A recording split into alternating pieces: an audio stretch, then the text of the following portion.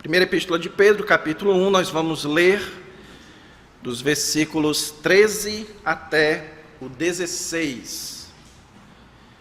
Apenas esses versículos para o sermão de hoje. 1 Pedro, capítulo 1, de 13 a 16.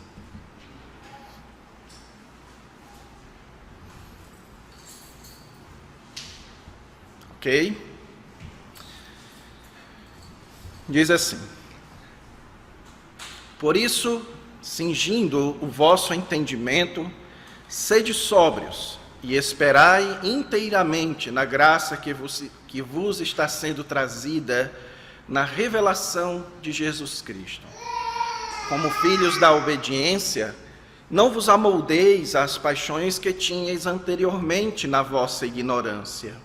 Pelo contrário, segundo é santo aquele que vos chamou, tornai-vos santos também vós mesmos em todo o vosso procedimento, porque escrito está: sede santos, porque eu sou santo. Vamos orar.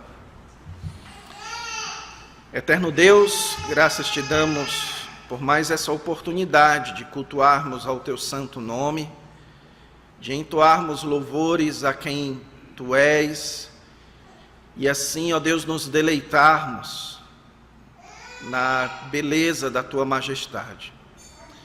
Nós agora também pedimos que o Senhor nos ajude a exultar na tua santa palavra. Nos ajuda, ó Deus, a perceber aquilo que precisa ser mudado em nossas vidas, e muda através do teu Espírito, Senhor. Em nome do Senhor Jesus é que oramos. Amém. Você já foi a algum lugar onde você era a única pessoa diferente? Quando a gente está numa situação em que nós somos a única pessoa diferente no grupo, naquele ambiente, isso é algo meio constrangedor, é algo meio embaraçante para nós. E, na verdade, irmãos, eu sei muito bem isso porque eu cresci assim. Imagine que eu cresci na cidade de Canindé, no sertão central do Ceará, e aí na escola inteira que eu cresci, eu era o único que era branco, agora branco assim nesse sentido de branquelo, né? Eu era o único branquelo, alto e magro da escola, algo totalmente atípico para os padrões de um cearense. E aquilo me fez crescer sempre me sentindo diferente. Não tinha, por exemplo, uma vez que eu ia jogar futebol na escola, treinar no time da escola, aí sempre tinha o time de camisa e o time sem camisa. E eu sempre torcia para ficar no time de camisa, porque se eu fosse para o time sem camisa, na hora que eu tirasse a camisa, ia começar as piadas. Eita, ligaram o refletor, meu Deus, eu não vou conseguir enxergar nada, é muito branco. Então eu cresci sofrendo por ser o diferente. E, de fato, ser diferente é algo que incomoda. Existe nas nossas relações sociais aquilo que é chamado de pressão de grupo, que é quando você faz parte ou está em um grupo, em um ambiente, e esse grupo ele tem uma determinada forma de se comportar, e para que você não se sinta o diferente e assim seja um incômodo, você tenta se amoldar àquilo, você sente a pressão de se amoldar àquele grupo. Algum tempo atrás eu assisti um vídeo de um experimento que mostrava essa realidade, onde um grupo de atores ficava sentado em uma sala de espera de um consultório, e uma pessoa, um paciente real, que não era um ator, ele então chegava e sentava, e aí no consultório, a cada momento tocava um sino, e quando tocava um sino, as pessoas se levantavam e depois sentavam, um grupo de atores. E todas as vezes, assim, de tempo em tempo, o sino tocava, as pessoas levantavam e então sentavam. A outra pessoa que estava lá sentada, e não era ator, ele no começo achou aquilo esquisito. Ele era a única pessoa que, quando o sino tocava, ficava sentado. Depois de umas 3 ou 4 vezes em que aquilo aconteceu, essa pessoa, sem razão alguma, começou também a se levantar e sentar todas as vezes que o sino tocava. E por quê? Por causa disso, dessa chamada pressão de grupo. É um incômodo para nós quando nós nos sentimos diferentes do grupo em que nós participamos, do grupo em que nós nos encontramos.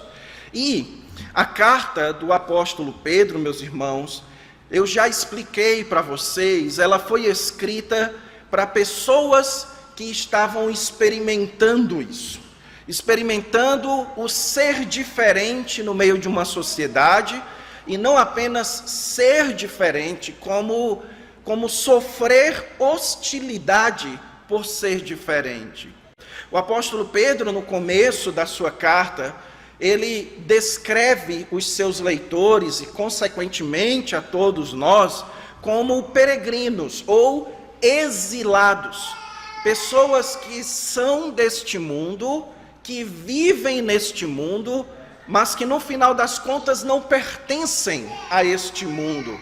E por isso, de uma forma ou outra, essas pessoas serão consideradas diferentes. Inclusive, o apóstolo Pedro continua no capítulo 1, dizendo que nós somos nascidos de novo. E isso em si já é uma grande diferença. Nós somos pessoas que recebemos um novo nascimento, uma nova identidade. Nós temos agora uma nova vida. E isso então nos destaca, isso nos diferencia dos demais. Isso é o que nos marca como exilados, como pessoas que vivem neste mundo, mas não pertencem a este mundo. Sendo assim, a partir do versículo 13, o apóstolo Pedro, então, ele vai começar a tirar as implicações práticas desse fato de que nós somos diferentes em um mundo onde somos exilados. A grande implicação que o apóstolo Pedro vai trabalhar, desde o versículo 3 até o versículo 10 do capítulo 2, é que nós precisamos entender que nós somos diferentes e que por isso devemos viver diferente também. Que a percepção de quem nós somos e daquilo que nos diferencia dos demais deve resultar também em uma forma de viver diferente dos demais. Como eu disse a vocês, o apóstolo Pedro vai alistar uma série de diferenças, desde o versículo 13 até o versículo 10 do capítulo 2. E nessa noite, meus irmãos, eu quero enfatizar apenas as duas primeiras diferenças que nós temos e que nos levam a viver de forma diferente. Em primeiro lugar, o cristão neste mundo, ele é diferente e por isso vive diferente, porque ele tem esperança. Isso é algo que nos diferencia dos demais. Nós temos esperança. Perceba que aqui no começo do versículo 13, o apóstolo Pedro, ele vai utilizar duas imagens muito comuns na sua época para descrever essa nossa diferença. Ele primeiro diz o seguinte: por isso, cingindo o vosso entendimento. E a imagem que ele está utilizando aqui, meus irmãos, é a imagem das vestimentas da sua época. Vocês já devem ter visto em algum filme que naquela época os homens, eles vestiam roupas que eram mais soltas, eram roupas como se fossem vestidos, que as mulheres usam hoje e que ia até seus pés. E que naturalmente, em determinados momentos, esse tipo de roupa atrapalhava a locomoção, especialmente quando eles precisavam correr. Correr com um vestido atrapalha muito. E é por isso que os homens, eles tinham sempre por baixo uma cinta, onde sempre que eles precisavam melhorar a sua locomoção, eles então subiam um pouco a sua roupa e cingiam. Eles enfiavam dentro dessa cinta para que eles pudessem ter mais facilidade de locomoção. E aqui o apóstolo Pedro, ele está pegando essa palavra cingir, a ideia de cingir, e aplicando não a roupa, mas a mente. Cingir o entendimento é cingir a mente, ou seja, preparar a sua mente para que você possa viver da melhor maneira possível. É ter uma mente ou uma mentalidade devidamente preparada para viver neste mundo. Agora, o que é que o apóstolo Pedro está se referindo com preparar a mente? O que seria isso? Preparar a sua mente. Dentro do contexto aqui do nosso próprio texto e do texto anterior, aqui nós entendemos que a pessoa que tem uma mente cingida, ou uma mente preparada, é a pessoa que sabe quem ela é. Então, se você entende quem você é em Cristo Jesus, que você é nova criatura, nascido de novo, e que, portanto, você é neste mundo um exilado, um peregrino, alguém que vive neste mundo, mas não pertence a este mundo. Você que tem essa consciência, essa mentalidade, você está com a sua mente devidamente preparada para viver. Então, isso é o que significa ter uma mentalidade preparada.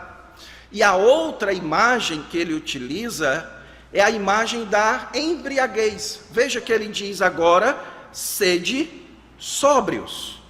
E a embriaguez, meus irmãos, naquela época era ainda mais comum do que é hoje. Eu que, por exemplo, venho do interior do Ceará, e o interior que eu venho nem é tão pequeno assim, mas interiores menores ainda, é muito comum você encontrar pessoas que vivem embriagadas. Todo interior tem o bebinho, né? Já viram isso, né? Todo interior tem os bebinhos famosos. Então, naquela época, isso daqui era muito mais comum. As pessoas viverem as suas vidas embriagadas.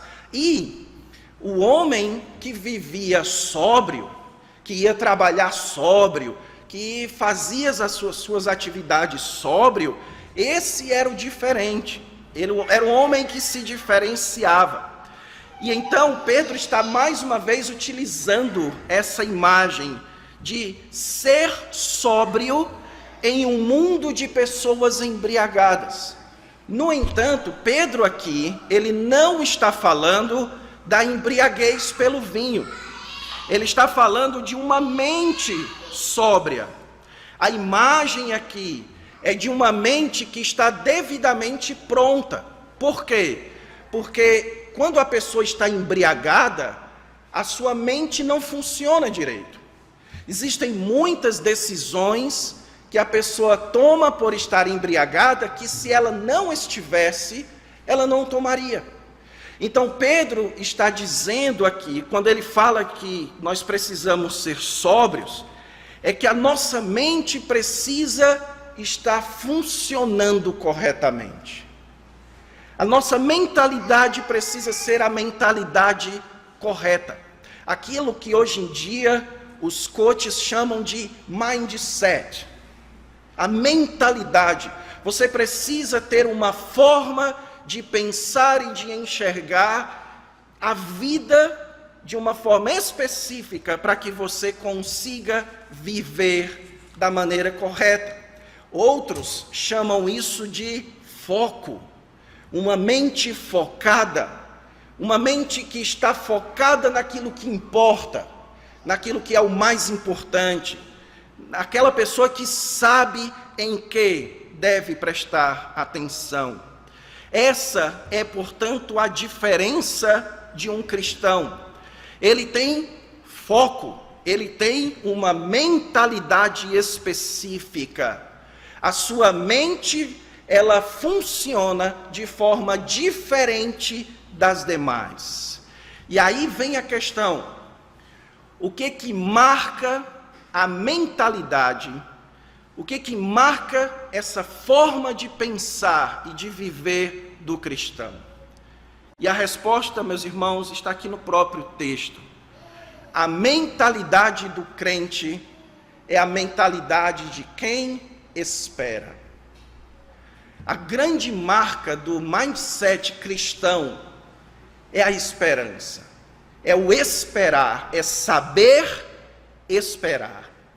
O apóstolo Pedro diz que, cingindo o entendimento e sendo sóbrio, agora nós estamos prontos para esperar inteiramente na graça que nos está sendo trazida na revelação ou na vinda de Jesus Cristo. O que ele está querendo dizer, irmãos, é que embora você viva neste mundo, a sua mentalidade não está nesse mundo. Embora você viva neste mundo, a sua esperança de dias melhores não está nesse mundo. Aquilo que você espera, aquilo para o qual você mais trabalha, não está relacionado ao que se pode construir aqui, mas ao que será recebido lá no futuro. E deixa eu chamar a sua atenção ao fato de que o apóstolo Pedro, ele não diz esperai Jesus Cristo, muito embora isso seja verdade, mas ele coloca outra coisa antes. Ele fala de esperar na graça de Jesus Cristo. E graça aqui, meus irmãos, ela não tem a ideia da graça salvífica que nós recebemos.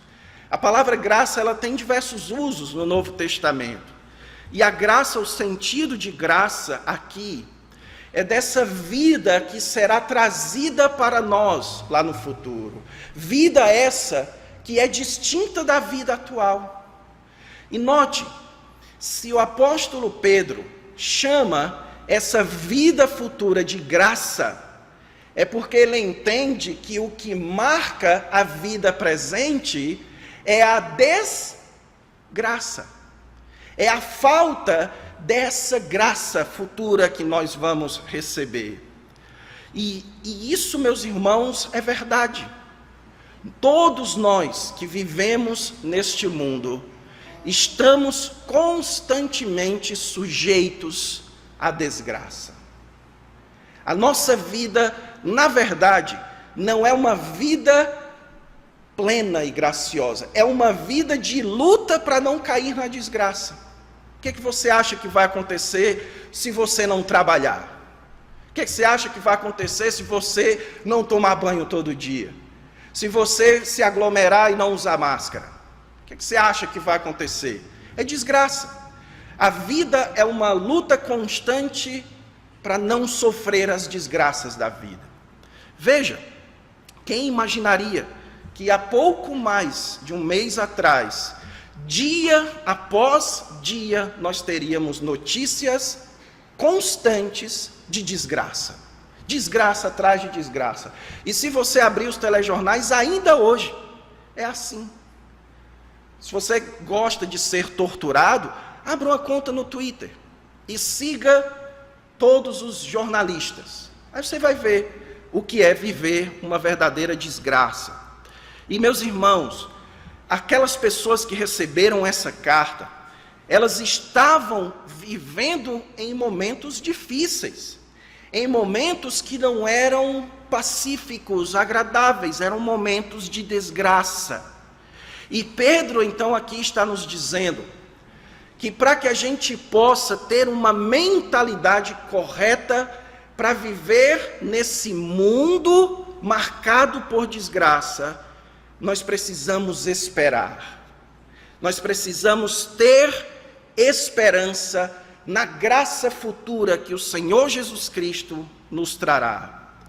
Pedro então nos ensina que nós crentes somos diferentes, porque nós temos uma mente diferente, uma mente que é focada, uma mente que é preparada para esperar e não para depositar nessa vida todas as suas fichas e desejo de alegria e de felicidade. Quantos de vocês aqui já ouviram falar da expressão fuga da realidade?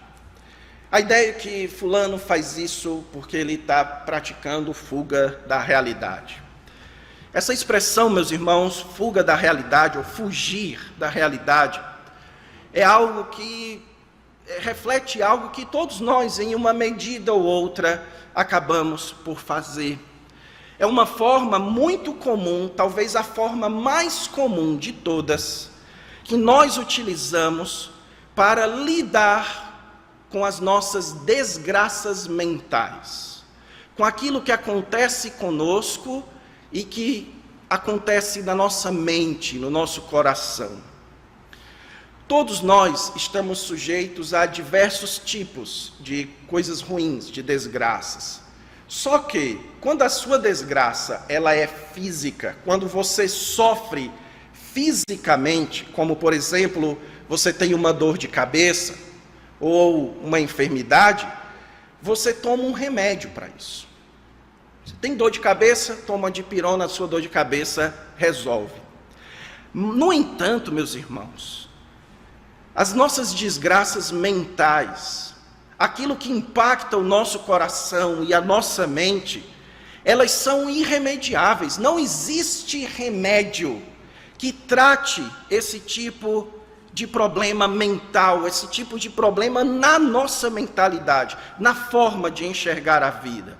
Por exemplo, quando você está sentindo um incômodo no seu estômago, você tem ali no seu armário um Buscopan.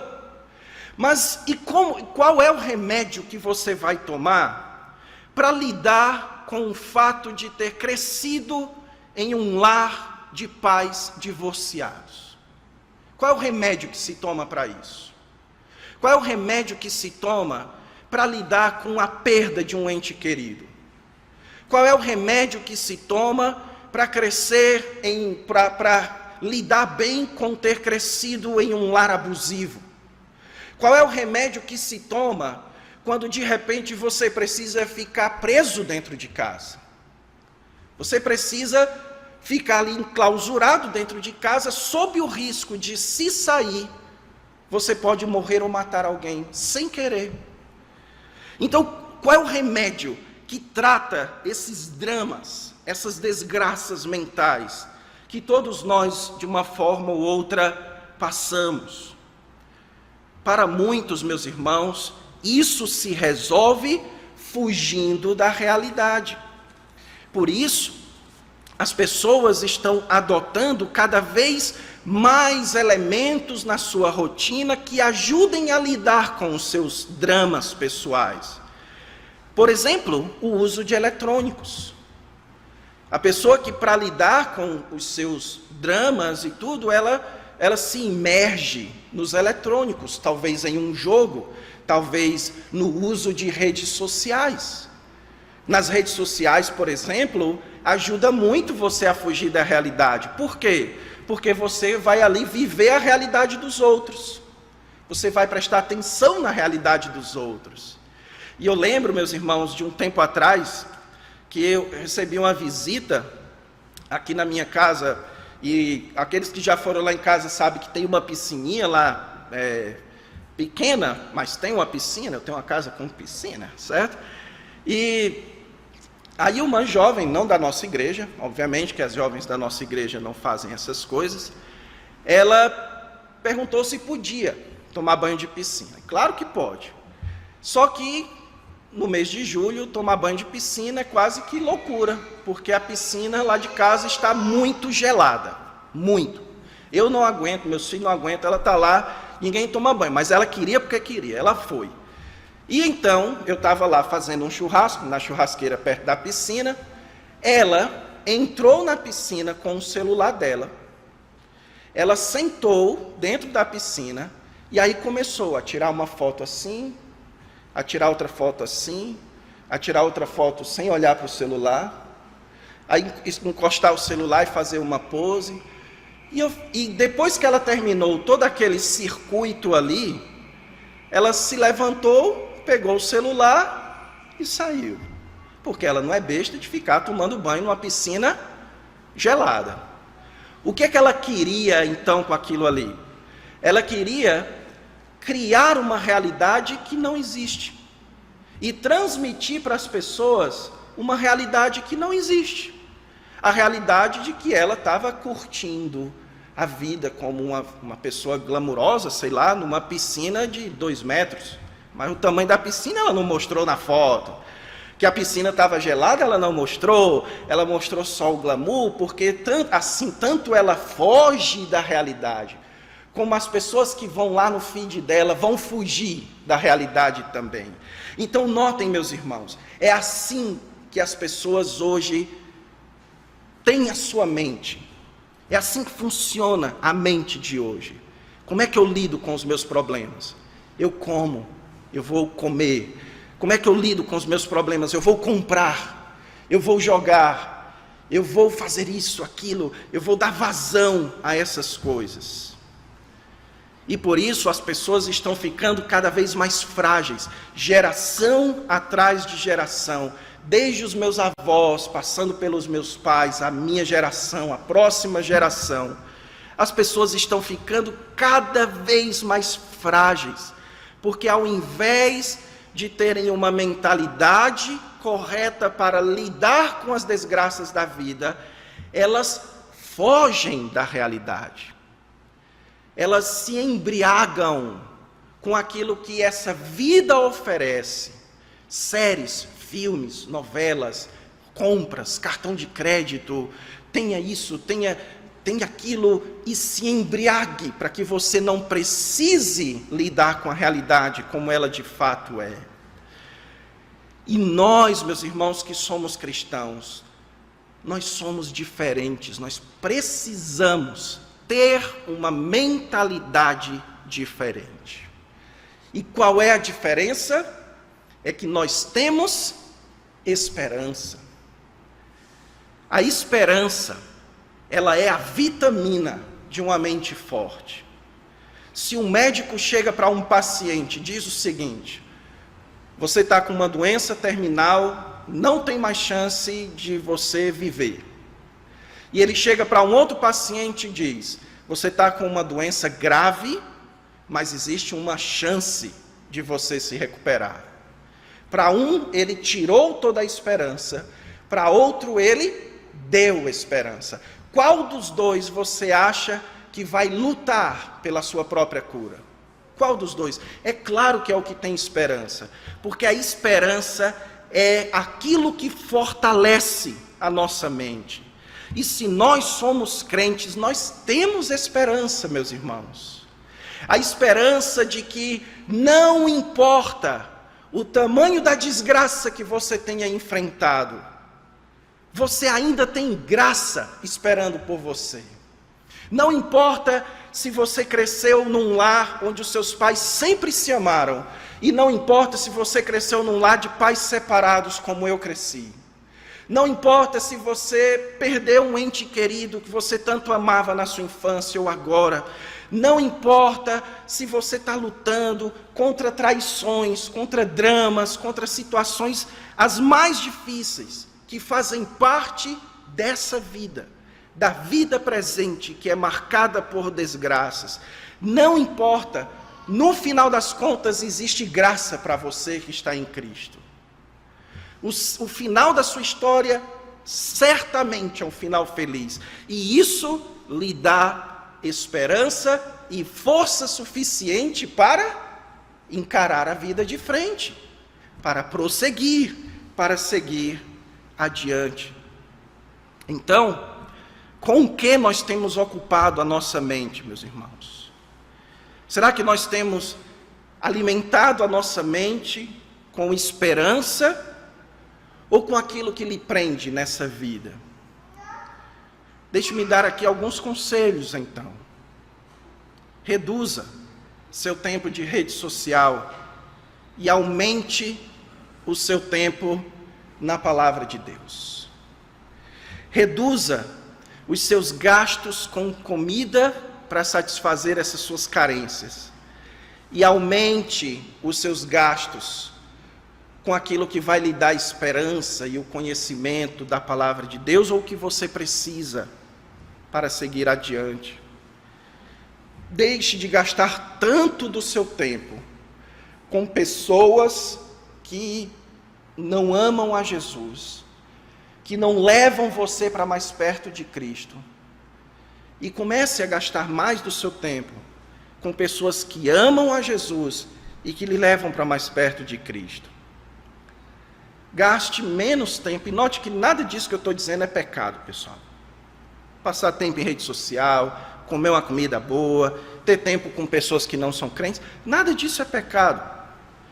Mas eu estou falando de mentalidade, daquilo que vai lhe ajudar a encarar a vida da forma correta.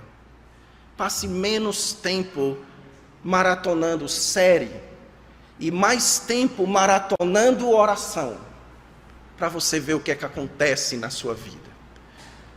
Eu garanto a você, garanto que aqui nesse grupo, se nós maratonássemos uma vida de oração, nós teríamos muito menos necessidade de remédios para a ansiedade, nós teríamos muito menos necessidade de suprir essas carências do nosso coração.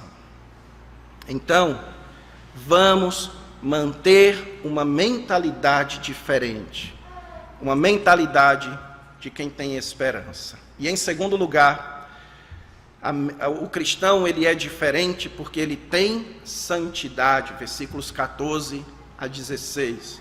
Como filhos da obediência, não vos amoldeis às paixões que tinhais anteriormente na vossa ignorância. Pelo contrário, segundo é santo aquele que vos chamou, tornai-vos santos também vós mesmos em todo o vosso procedimento, porque escrito está, sede santos, porque eu sou santo. Agora, meus irmãos, o apóstolo Pedro vai mostrar que outra diferença que nós temos é que, além de sermos um povo que espera, nós somos um povo que busca a santidade. Ele vai descrever essa diferença aqui de duas formas. Em primeiro lugar, no versículo 15, ele diz, como filhos da obediência. Então, aqui tem aquilo que nos marca como diferentes. Nós somos filhos da obediência. No interior, estou falando muito de interior hoje, né? Quando alguém queria saber mais de você, eles perguntavam para você, você é filho de quem? Né, irmão Luiz Inácio? Antigamente era assim, não era? Você é filho de quem? Quem é o seu pai? Porque assim as pessoas sabiam melhor a seu respeito quando perguntavam quem era o seu pai. Aqui o apóstolo Pedro está dizendo que os crentes são filhos da obediência. E ser filho da obediência, meus irmãos, o contexto aqui vai nos mostrar que Deus, ele é santo, aquele que vos chamou. Versículo 15. Então essa obediência aqui é a obediência ao chamado de Deus. Então, quando ele diz que nós somos filhos da obediência, em outras palavras, ele está dizendo que nós somos o povo que ouviu a mensagem do Evangelho e creu. Que ouviu o chamado de Deus do Evangelho e creu. Então, isso nos destaca. Isso nos torna diferentes. Nós somos o povo do Evangelho. O povo chamado, o povo separado por Deus para ser parte do seu povo. E além disso, versículo 15, ele vai dizer que, além de filhos da obediência, segundo é santo o Deus que nos chamou e nós obedecemos, nós precisamos nos tornar santos também. Então isso é algo que nos diferencia também. Pelo fato de sermos o povo do Evangelho, isso resulta em uma vida de busca por santidade. Deus escolheu e chamou um povo para refletir quem Ele é. Se Deus é santo, o seu povo precisa ser santo. Aquele povo que Deus chama precisa viver de acordo com aquilo que Deus é. E aí, o resultado disso tudo é o que ele diz aqui, que se somos filhos da obediência, não devemos nos amoldar às paixões que tínhamos quando vivíamos na ignorância. Ignorância, meus irmãos, no Novo Testamento, ela sempre se refere àquela pessoa que vive sem Deus. É um termo que designa alguém que está distante de Deus. Ele é ignorante. Ele é alguém que está rejeitando o conhecimento de Deus. Então ele vive na ignorância. E aí o apóstolo Pedro está dizendo que as pessoas que desprezam a Deus, elas vivem segundo determinadas paixões. A sua vida, o seu estilo de vida, ela é movido por essas paixões. Que paixões são essas? Essas paixões pecaminosas, como a ganância, a vaidade, o conforto, o poder, o sucesso. Essas são as diversas paixões que fazem com que as pessoas acordem cedo, que fazem com que as pessoas trabalhem, com que as pessoas casem, se relacionem, tenham filhos. Então as pessoas desse mundo, elas são movidas por essas diversas paixões que nada tem a ver com Deus. E o apóstolo Pedro então está dizendo que se nós ouvimos o chamado do Evangelho e obedecemos o chamado de Deus pelo Evangelho, nós vivemos de acordo com esse chamado e não por essas paixões. A nossa forma de viver, ela é movida por aquilo que Deus nos chamou e não por essas paixões que conduzem as vidas das pessoas. E então, nós precisamos nos tornar santos, porque escrito está: sede santos, porque eu sou santo. Em outras palavras, o apóstolo Pedro aqui, ele está mencionando um texto do Antigo Testamento, onde Deus faz um pacto com o seu povo, onde Deus faz um compromisso, um acordo com o seu povo. E o acordo é o seguinte: se vocês são o meu povo, vocês precisam refletir quem eu sou. Lembram do terceiro mandamento? Não tomarás o nome do Senhor teu Deus em vão. Você provavelmente aprendeu no catecismo que isso significa que você não pode dizer: ai meu Deus do céu, falar o nome de Deus em vão, mas não é isso. Tomar o nome de Deus em vão é você dizer que é do povo de Deus e não viver de acordo com isso. É tratar o nome de Deus que é colocado sobre você em vão, como se isso fosse desprezível. E o apóstolo Pedro então está dizendo que nós temos um compromisso com Deus. Nós temos um compromisso com Deus Santo, e isso implica que nós precisamos buscar essa santidade. E tudo isso, meus irmãos, então, reflete em uma vida diferente. Mas deixa eu explicar isso daqui para você não me entender mal. Quando eu digo que nós precisamos ter uma vida diferente, isso não significa dizer que você deve viver totalmente diferente. Não é que, se as pessoas desse mundo vestem camisas assim, com calça jeans, então eu não posso vestir, eu tenho que vestir outro.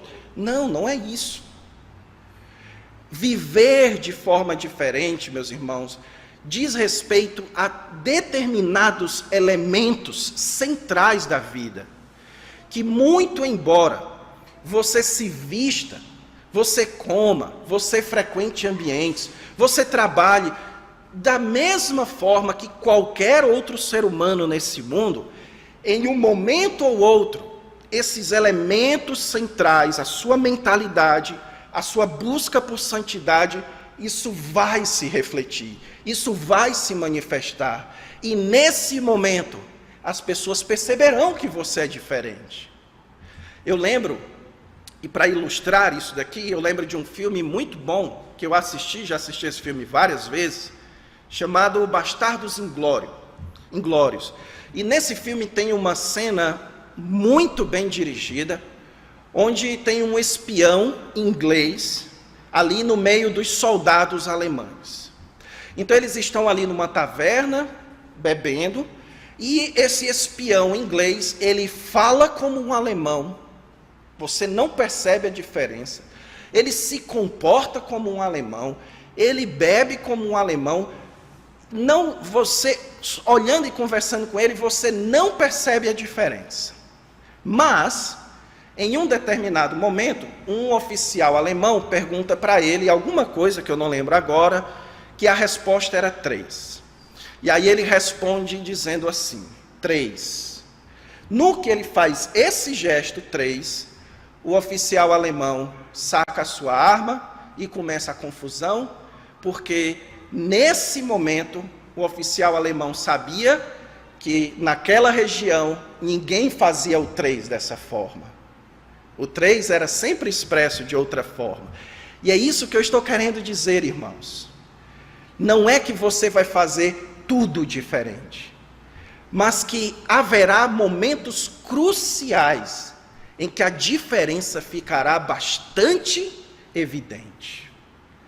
Santidade, a busca por santidade e pureza, não diz respeito, meus irmãos, a você sair fora do mundo, a você fazer tudo diferente do mundo, a você falar tudo de forma diferente, a você se comportar totalmente diferente.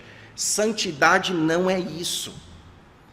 Nós temos a tendência de criar essas regras de santidade para que nós tenhamos uma certa segurança, falsa segurança, de que nós somos santos, quando na verdade não é bem assim.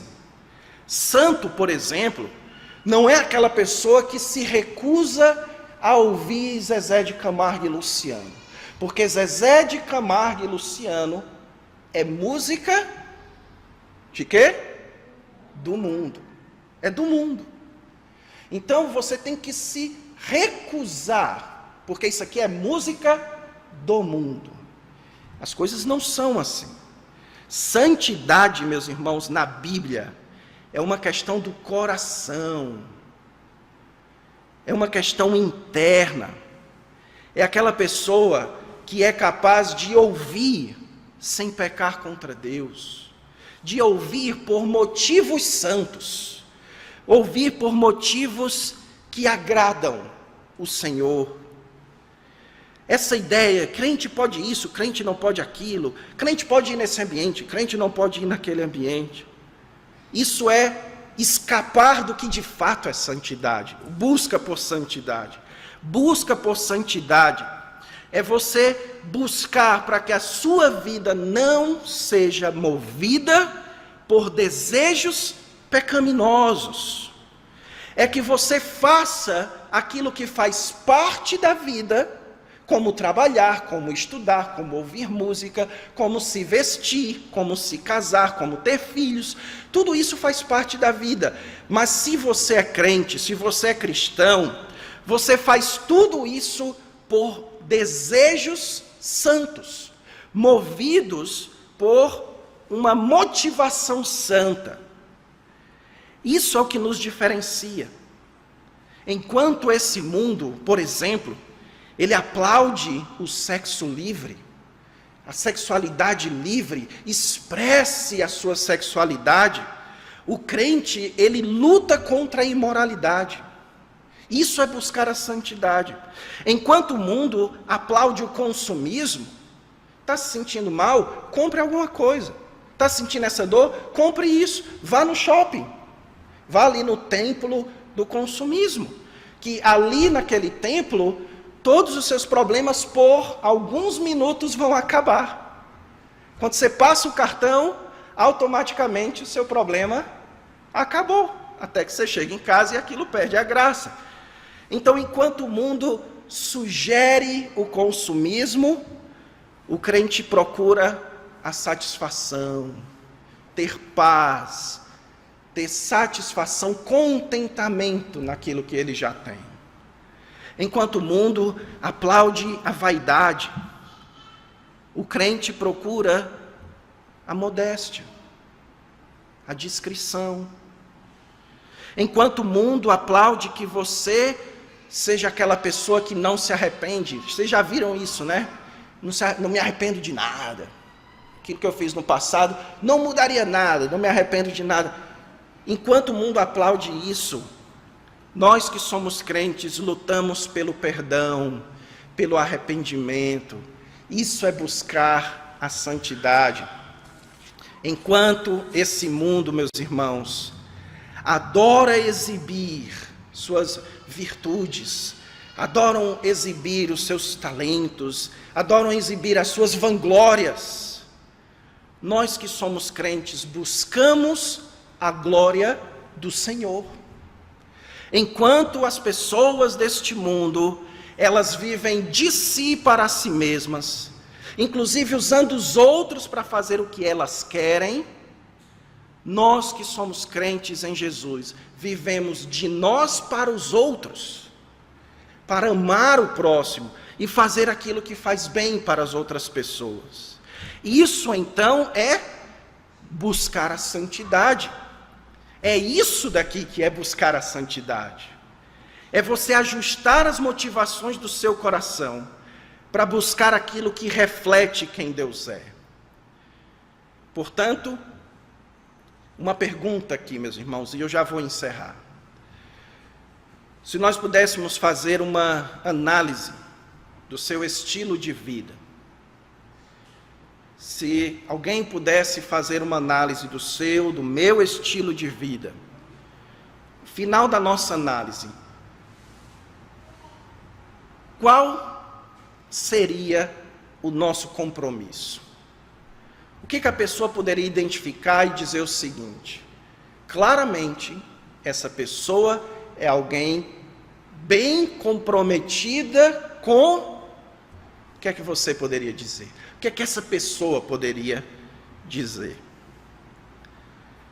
O que o apóstolo Pedro está nos ensinando aqui na palavra de Deus é que o nosso compromisso é com a santidade de Deus.